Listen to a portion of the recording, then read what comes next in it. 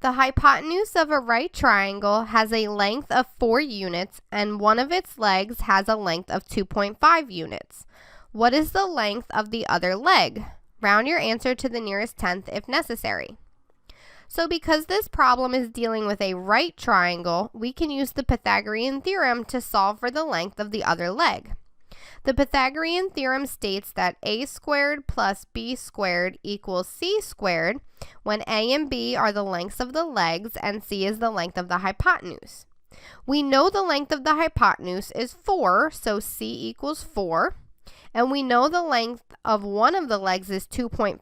So let's say randomly that that's the value of a.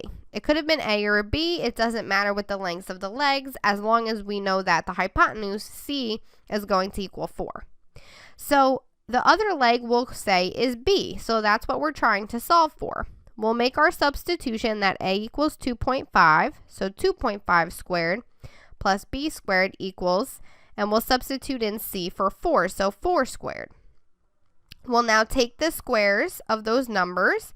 So 2.5 squared is equal to 6.25 plus b squared equals 16.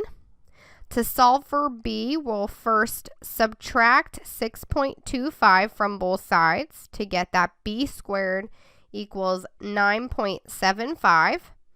And then we'll take the square root of both sides to give us that b is equal to the square root of 9.75. Now, if we're rounding our answer to the nearest tenth, we're not exact, that will give us approximately 3.1. So that is the length of the other leg, making our answer B.